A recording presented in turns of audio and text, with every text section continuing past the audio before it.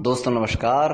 संदीप त्रिवेदी हाजिर है आप सबके बीच में the story of recording club का पार्ट 10 लेकर के। और करीब करीब 2.5 महीने हमें हो चुके हैं दोस्तों इस श्रृंखला को चलाते हुए।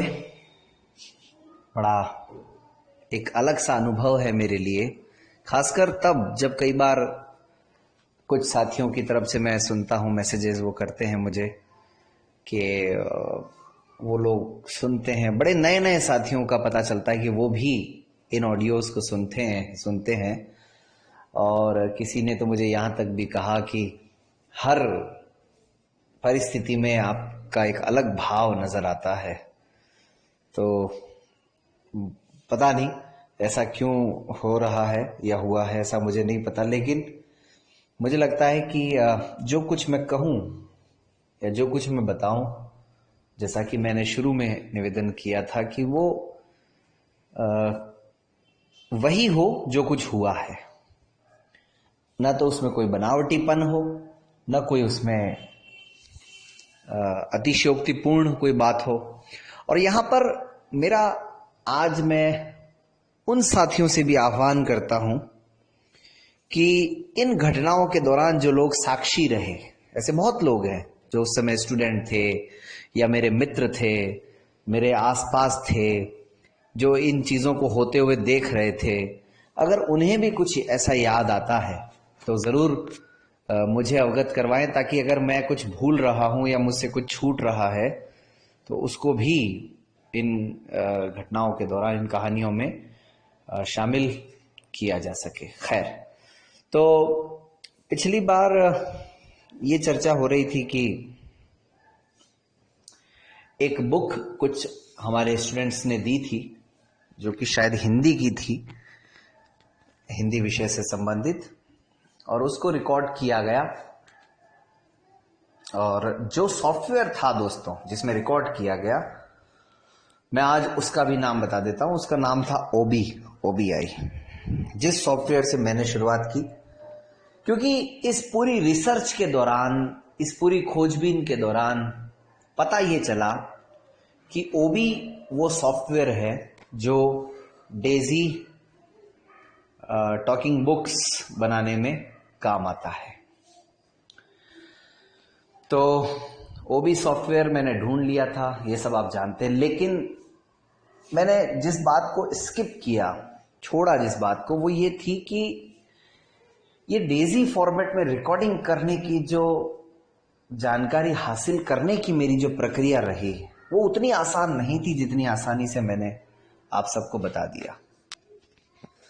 बहुत मुझे छोटी छोटी चीजों में फ्रेज कैसे बनेगा, सेक्शन कैसे बनेगा, हेडिंग कैसे होगी, क्योंकि इसमें कई चरणों में ये रिकॉर्ड होती है बुक्स। पहले एक प्रोजेक्ट फाइल बनती है, उसके बाद उसको डेजी में कन्वर्ट करना पड़ता है, फिर उसके बाद उसको MP3 में कन्वर्ट करना पड़ता था। ये तब की बात बता रहा हूं मैं, 2010 की।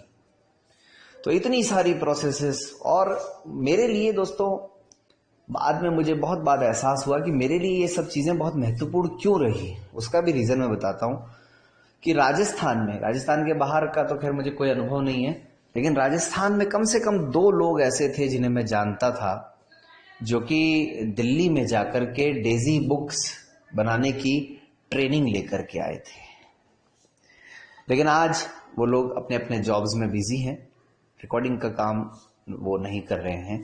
और जिन संस्थाओं के साथ वो लोग जुड़े रहे, उन संस्थाओं का भी आजकल कुछ अता पता नहीं है, वहां भी कुछ हो रहा है नहीं हो रहा है, कुछ नहीं पता।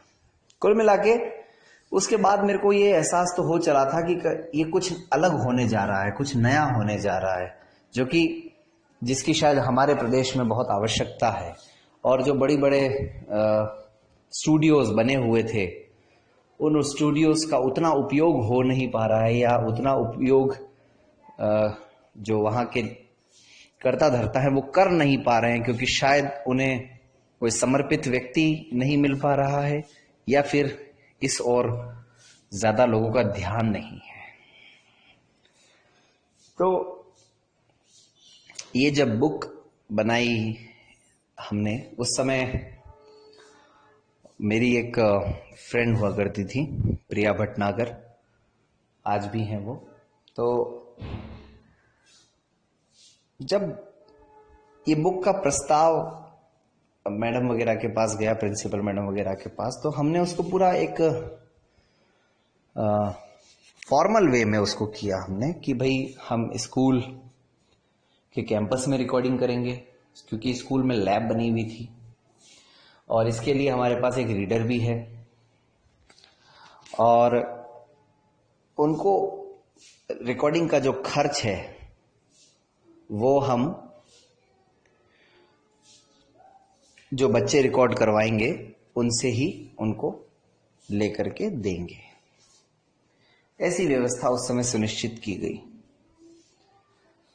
दुर्भाग्य से हुआ ये कि बुक तो एक आध रिकॉर्ड हो गई, लेकिन उसके बाद वो रिकॉर्डिंग का काम लगातार नहीं चल पाया। कभी जरूरत पड़ती तो हम उन्हें बुला लेते थे, लेकिन तब प्रिया भटनागर वो रीडर थी जिनसे सबसे पहले ब्लाइंड स्कूल अजमेर के अंदर हमने रिकॉर्डिंग स्टार्ट की।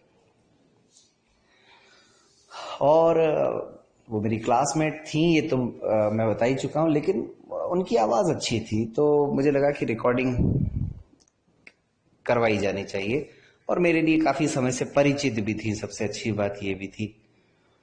और वो अपने मोबाइल में कुछ रिकॉर्डिंग्स मेरे लिए कर चुकी थी पहले, इसलिए भी मैं उनके रिकॉर्डिंग की क्वालिटीज से परिचित था।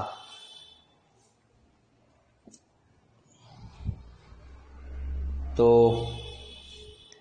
आप सबको लगता होगा कि ज्यादातर साथियों को यह पता है कि पिछले 7-8 सालों से जयवंती मैडम, जिन्हें बहुत लोग नीतू मैडम के नाम से भी जानते हैं, वो रिकॉर्डिंग का काम देख रही हैं। तो फिर वो कहां थी उस समय? बल्कि जो बहुत पुराने साथी, उन्हें तो ये भी पता है कि वो 2004, 2003, 2005 के आसपास से ही, तब जबकि कैसेट्स में रिकॉर्डिंग होती थी, तब से वो कर रही हैं। तो फिर ये जब रिकॉर्डिंग शुरू की गई मेरे द्वारा, तो इसमें वो शामिल क्यों नहीं हो पाई? तो इसका एकमात्र रीजन तो दोस्तों ये है कि मैं ही उनसे ठीक से परिचित नहीं था। हाँ, मैं जानता था, नाम सुना था मैंने, लेकिन ना तो मैंने कभी उनको रीडर के रूप में इस्तेमाल किया, ना मैंने कोई रिकॉर्डिंग उनकी सुनी, बस लोगों के मुंह से ही सुना था। 5 अगस्त 2010 वो दिन था जब मैं पहली बार मिला था उनसे, और वो भी तब क्योंकि मैं स्टूडेंट था, मुझे एक रीडर की आवश्यकता थी। तो हमारे एक मित्र रहे हैं सूरज, जो कि आजकल उदयपुर में है। तो सूरज ने ही उनसे बात की थी कि एक व्यक्ति हैं, उनको पढ़ाना है आपको। और तो उस समय वो मैडम को भी जरूरत थी, तो उन्होंने कहा हाँ ठीक है, पढ़ा देंगे। तो इस तरीके से मेरी उनसे 5 अगस्त को पहली बार मुलाकात हुई, और उसके कुछ दिन बाद हमने रिकॉर्डिंग स्टार्ट की थी, शायद अगस्त के एंड में की होगी। लेकिन जैसा कि मैंने बताया, मैं क्योंकि परिचित था नहीं, इसलिए मैंने शुरुआत अपने परिचित से ही की। अच्छा, फिर ये भी नहीं पता था कि आगे इस काम का क्या होगा, ये कैसे चलेगा, क्योंकि उस समय तो एक उत्साह यूं था कि चलिए अभी तो जब तक स्कूल में हैं तब तक तो माहौल मिल जाएगा, उसके बाद क्या करेंगे। तो ये हुई दोस्तों उस समय की परिस्थितियां। फिर वो बुक करने के बाद मुझे धुंधला धुंधला सा याद है, दिसंबर 2010 में भी मेरे ही साथी थे जो मेरे साथ जॉब में थे, उसी कंप्यूटर इंस्ट्रक्टर थे उसी लैब में एनटीपीसी की, आलोक शर्मा जी। उन्होंने एक बुक दी थी, शायद 2nd ग्रेड की हिंदी की या किसी की थी, वो पता नहीं। तो वो हमने रिकॉर्ड की, वो उनको दी, तो उनका भी काम चल गया। उसके बाद में उन्होंने एक सोशल स्टडीज की बुक दी थी, ये मुझे ठीक से याद नहीं आ रहा है कि उन्होंने दी थी या किसी और ने दी थी। कुल मिला के एक सोशल स्टडीज की बुक थी, जो अलग अलग हमने, बहुत बड़ी बुक थी, 700-800 पेज की थी, तो वो हमने 7 भागों में की थी, इतना तो मुझे याद है। ऑब्जेक्टिव टाइप क्वेश्चंस की थी सोशल स्टडी के लिए, सेकंड ग्रेड की वो बुक थी, और 2010-11 में सेकंड ग्रेड के एग्जाम भी हुए। तो उस दौरान वो बुक रिकॉर्ड की गई, जबकि हम किसी को न तो जानते थे, न हमारा किसी संस्था से, कहने का मतलब कहीं कोई ऐसा जुड़ाव था। बस ठीक है, उस एनटीपीसी लैब में, ब्रांड स्कूल में हम कंप्यूटर इंस्ट्रक्टर थे, मैं और आलोक जी। तो वो पढ़ा दिया करते थे बच्चों को, और मैं ये इस तरह के रिकॉर्डिंग के या ब्रेल एम्बोजर के ये सब काम देखा करता था। अब ये सब दोस्तों रिकॉर्डिंग बहुत ऐसे धीरे धीरे धीरे धीरे चल रही थी, और फिर प्रिया ज़्यादा टाइम नहीं दे पाई उस समय। उसके बाद हमने फिर नीतू मैडम से, यानी जयवंती मैडम से भी रिकॉर्डिंग स्टार्ट करवा दी थी, इसी तरीके से जो छुटपुट कोई हमसे रिकॉर्ड करवा लिया करते थे उस समय, जैसे ये मैंने बताया जो, और वही लोग करवा रहे थे उस समय जो वहां आसपास के थे, या वो या तो स्टूडेंट थे या वो लोग जो मेरे बहुत अच्छे मित्र थे, जो जिनको थोड़ा थोड़ा पता लग गया था इस बारे में। तो मुझे शायद याद आ रहा है कि उस दौरान हमारे साथी हैं भैरूलाल जी, उन्होंने भी कोई बुक रिकॉर्ड करवाई थी। जीतू राम जी जो है हमारे साथी, जो आजकल फर्स्ट ग्रेड लेक्चरर हैं पॉलिटिकल के, उन्होंने भी कोई बुक रिकॉर्ड करवाई थी। ये सब घटनाएं 31 मार्च 2011 से पहले पहले की हैं। दोस्तों 2011 वो वर्ष है जब मैं कहूं कि एक तरह से मेरा दूसरा जन्म हुआ 2011 से। दूसरा जन्म इसलिए नहीं कि कोई मेरी दुर्घटना हुई है, ऐसा कुछ नहीं, लेकिन जैसे किसी के भी जीवन में एक टर्निंग पॉइंट कुछ होता है, उसी तरीके से मेरे जीवन में भी 2011 टर्निंग पॉइंट रहा। 2 अप्रैल 2011 को विश्व कप का फाइनल था, जो कि भारत ने जीता था, हमारे साथियों को याद होगा। बस इसके आसपास से ही आगे घटनाएं बहुत तेजी से बदलती चली गई, और फिर मैं एक संस्था से जुड़ा, और रिकॉर्डिंग का काम 2016 तक फिर जिस रूप में चलता रहा, वो कौन सी परिस्थितियां रही, कैसे उसकी शुरुआत हुई, रोटरी क्लब से मेरा जुड़ना कैसे हुआ, और मैं क्यों ये कह रहा हूं कि 2011 मेरे लिए, मेरे जन्म के बाद शायद सबसे ज्यादा परिवर्तन का साल था, ये सब आने वाले अंकों में। दोस्तों अगर कहीं आपको कुछ